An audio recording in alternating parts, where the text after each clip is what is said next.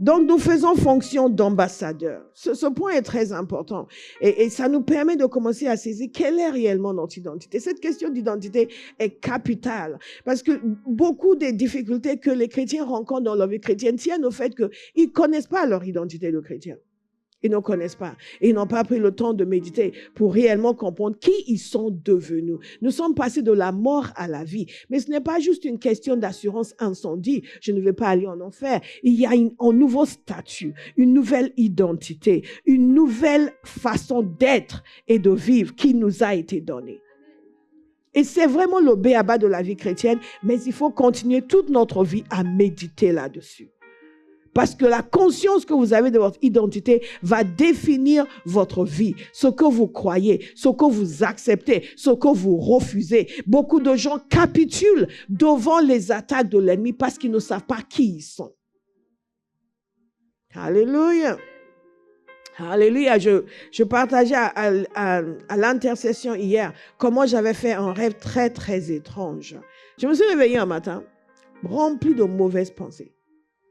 Des pensées déprimantes, des pensées de tristesse. Et j'étais là, wow, sous le poids de ces pensées.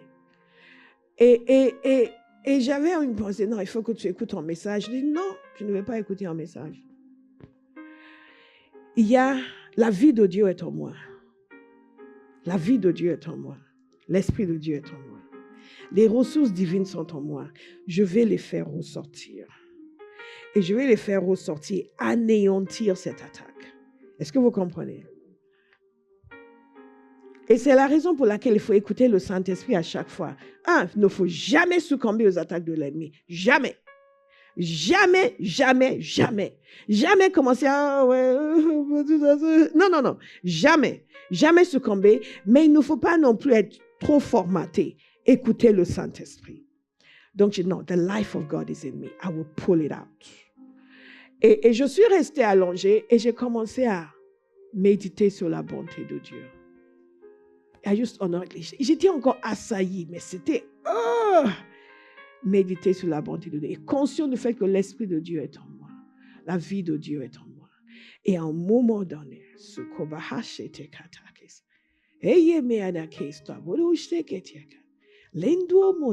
sorti de moi des paroles de vie. D'une beauté extraordinaire.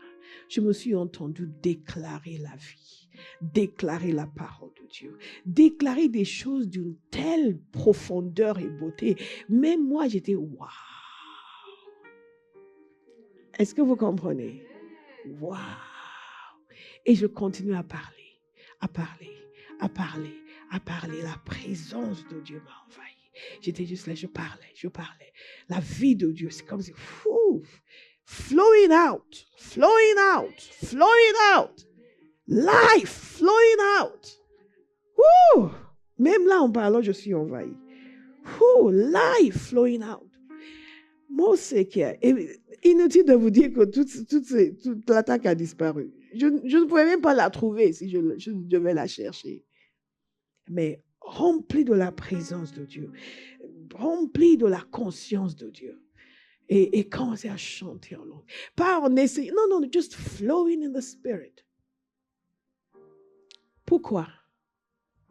Parce que je connaissais mon identité. Je savais, je suis né de Dieu. La vie de Dieu est en moi. Quel que soit ce que je ressens en ce moment, ça, ce n'est pas moi. Ça, ce ne sont pas mes pensées, ce n'est pas ma vie. Il y a quelque chose de mieux que Dieu a opéré en moi et ça doit se manifester.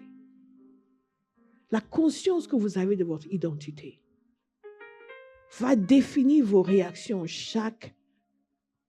dans chaque situation, à chaque instant. Pourquoi beaucoup de gens n'ont pas cette conscience de parler de Jésus en continu, d'inviter les gens à venir à Christ, de le servir avec tout leur cœur, de prendre du temps dans la prière. Ils ne savent pas qui ils sont. Et la parole de Dieu nous dit ici que nous faisons fonction d'ambassadeurs. Que nous sommes des ambassadeurs pour Christ. Un ambassadeur, c'est le représentant légal d'une nation auprès d'une autre nation. Dans l'Empire romain, les ambassadeurs étaient délégués par l'État, par le Sénat, pour représenter l'État auprès d'une autre nation. Et c'est ce qui est derrière la pensée de Paul lorsqu'il parle d'ambassadeur. Et aujourd'hui même, j'ai travaillé dans le milieu international pendant plus de 20 ans et je côtoyais des ambassadeurs et ils ne s'exprimaient qu'au nom de leur pays. Est-ce que vous me suivez? À chaque fois qu'on donne la parole à un ambassadeur dans une conférence, il ne donne pas son opinion. Dès qu'il prend la parole, on sait que telle nation est en train de parler. D'ailleurs, on ne les appelait pas par leur nom. N'est-ce pas? Tu vas travailler dans une organisation internationale. On ne les appelait pas par leur nom. On dit, je donne la parole à l'Égypte. Alléluia. À la rigueur, je donne la parole à l'ambassadeur de la France. Jamais monsieur en tel, ou monsieur en tel, ou monsieur en tel. Non, c'est la France qui parle. C'est l'Égypte qui parle. Ça ne vous venait même pas à l'idée de dire à monsieur en tel avait pensé que non. Tel pays a dit que. Alléluia. Tel pays a dit que. Et parfois d'ailleurs, parce que parfois vous côtoyez certains, vous les connaissez, de temps en temps quand vous les... ils vont vous dire, ah non, moi je ne sais même pas. Mais pourquoi vous avez voté pour ça? Mais vous avez voté pour ça? Oui, mais bon, on a des consignes. Personnellement, ils ont un autre avis. Mais ils reçoivent les consignes et ils doivent respecter. Est-ce que vous me suivez? Un ambassadeur, c'est quelqu'un qui représente, c'est la plus haute autorité qui représente son pays à l'extérieur, dans une autre nation ou auprès d'une instance, dans notre cas aujourd'hui, auprès d'une instance internationale. Et il est là, c'est son pays qui est là, quand lui, il est là. Il parle au nom de son gouvernement. Il parle au nom de son président. À l'époque, il parlait au nom de l'empereur. Et quand vous recevez un ambassadeur, vous recevez l'empereur. Si vous rejetez un ambassadeur, c'est l'empereur que vous avez rejeté. Est-ce que vous comprenez? Donc, quand on parle de faire fonction d'ambassadeur, nous sommes les représentants de Jésus sur la terre. Nous représentons ses intérêts, nous représentons ses valeurs et nous communiquons son message. Méditez là-dessus parce que beaucoup de gens ne se voient pas comme ça. Ils se voient comme les bénéficiaires de l'aide de Dieu. La majorité des chrétiens, c'est la seule identité qu'ils ont, bénéficiaires de l'aide de Dieu. Donc, la seule chose que vous voyez dans leur vie, dans leur choix, c'est toujours chercher comment bénéficier de plus d'aide. Et l'aide de Dieu est une évidence dans le royaume. Mais ce n'est que le début. Alléluia. C'est la chose la plus basique, la plus fondamentale. Il a plus de projets pour ses enfants. Un ambassadeur, c'est quelqu'un donc qui représentait son pays, mais qui aussi était tenu à une fidélité absolue. Une fidélité absolue aux intérêts de son pays. Et aussi une conduite qui honore son pays. Lorsque vous comprenez cela, vous comprenez ce qui veut dire que le chrétien doit avoir une conduite qui honore Dieu. Et beaucoup d'entre nous, nous oublions cela. Nous pensons que c'est juste une question de est-ce que Dieu va me frapper si je fais ça? Oui, mais bon, lui, il l'a fait, hein, et Dieu ne l'a pas frappé. Et donc, tu vas faire la même chose. Parce que ton seul objectif dans la vie, c'est d'éviter d'être frappé par Dieu. C'est une petite mentalité. En tant qu'ambassadeur, nous faisons fonction d'ambassadeur. Nous représentons fidèlement ses intérêts. Nous avons un style de vie qui honore notre gouvernement. Le royaume que nous représentons. Vous êtes encore là? Donc, c'est une autorité qui est déléguée. Et pour exercer cette autorité, il faut déjà se soumettre à cette autorité. Nous nous soumettons à l'autorité de Christ et Christ exerce son autorité à travers nous.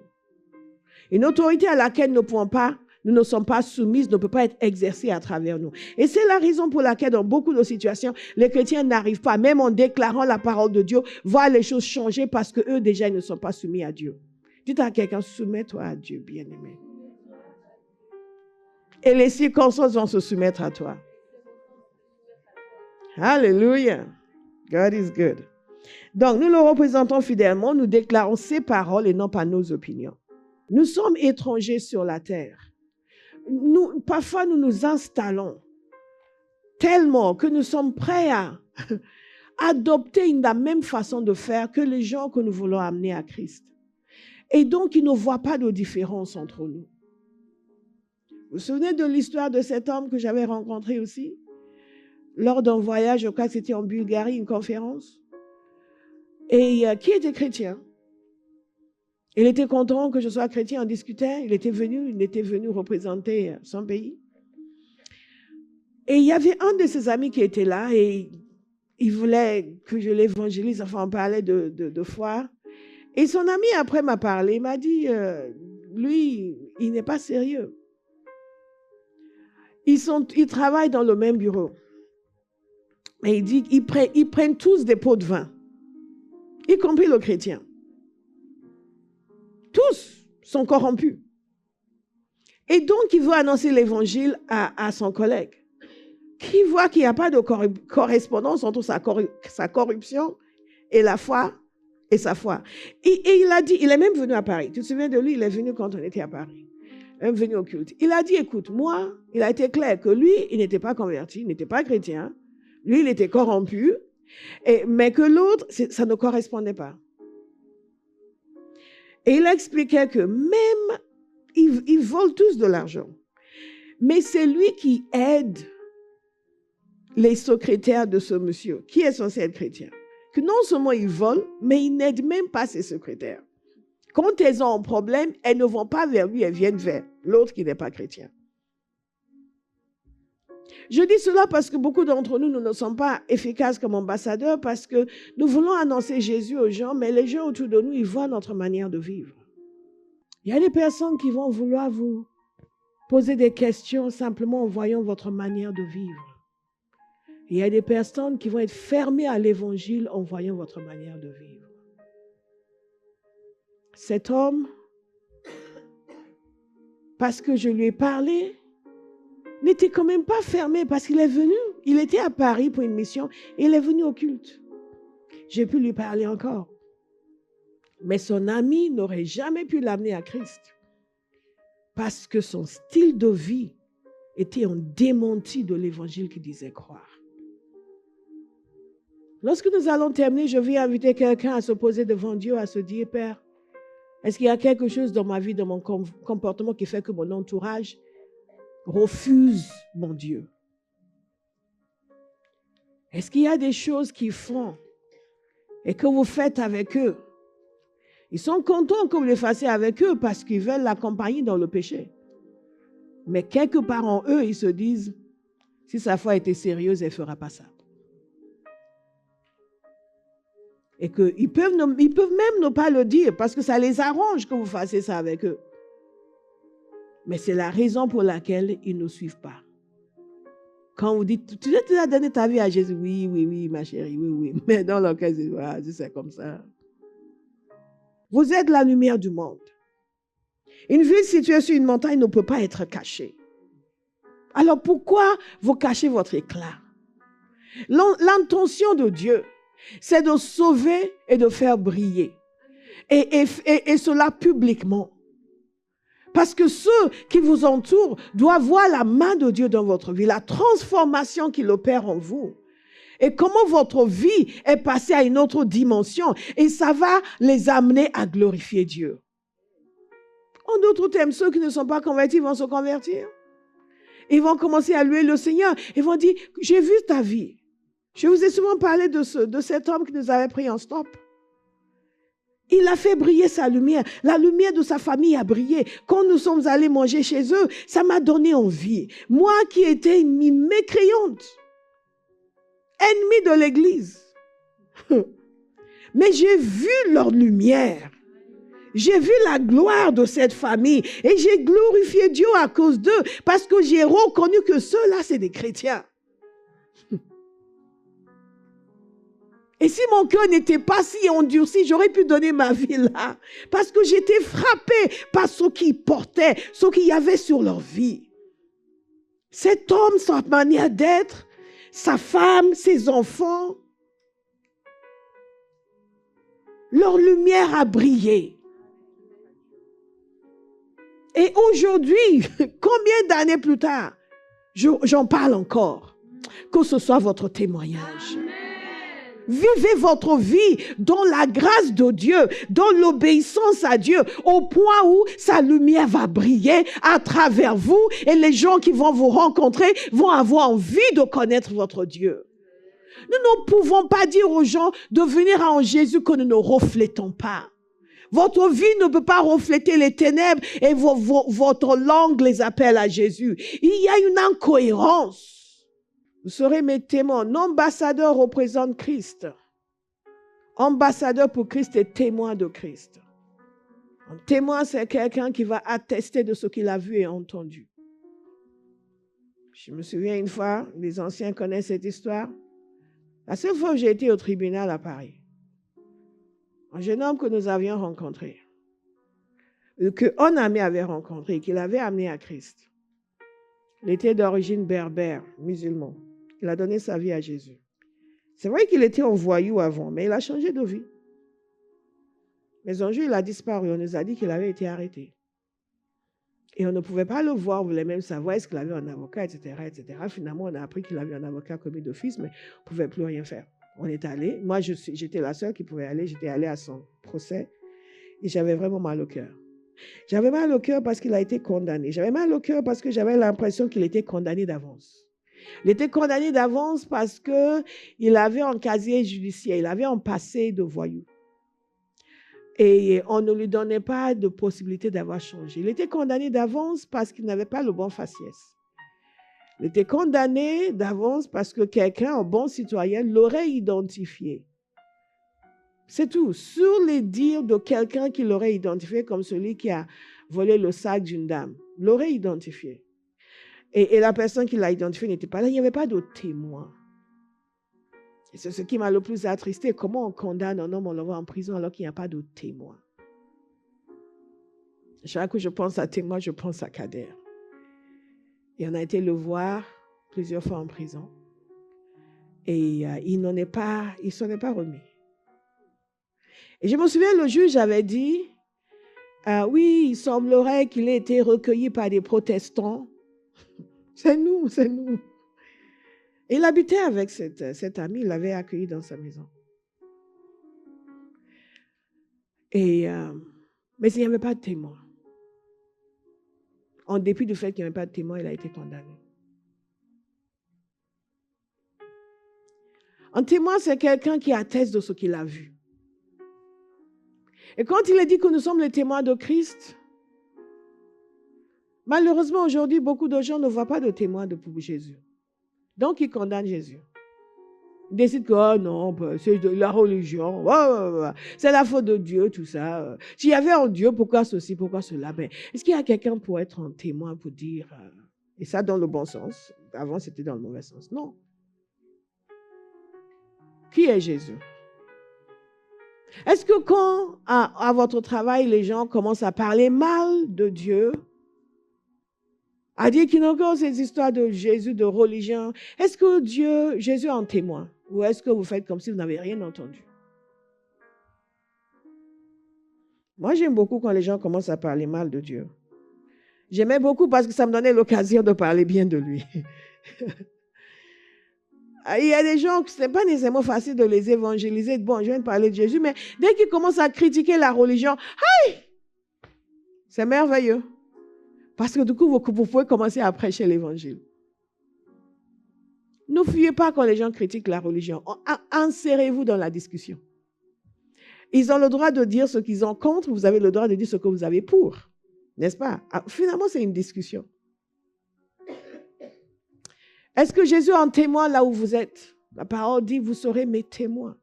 Ce qui est extraordinaire aussi, c'est qu'il a dit, vous recevrez une puissance. En d'autres termes, je vous équipe pour être mes témoins. Vous allez avoir les paroles qu'il faut, vous allez avoir les gestes, les actions qu'il faut. Tout ceci nous permet de comprendre l'image que Dieu a du chrétien. Ce que Dieu a mis en place déjà pour le chrétien. Ce que Dieu a établi déjà pour le chrétien. C'est notre identité. Je suis un témoin. De par le fait que je suis né de nouveau, je suis un témoin. Maintenant, est-ce que j'exerce mes fonctions ou est-ce que je suis en sous-marin? Mais si Dieu a fait de nous des témoins, c'est parce qu'il a besoin de témoins. C'est parce que le sacrifice de Jésus ne pourra avoir son impact dans notre génération que si Jésus trouve de témoins. Je ne sais pas si vous êtes décidé aujourd'hui à devenir un vrai témoin. Est-ce que vous êtes décidé à devenir un vrai témoin? Et à entrer dans cette identité, endosser réellement votre identité de témoin. Et changer la mentalité d'avant où vous étiez juste bénéficiaire des grâces divines. Maintenant, vous devenez dispensateur de la grâce divine.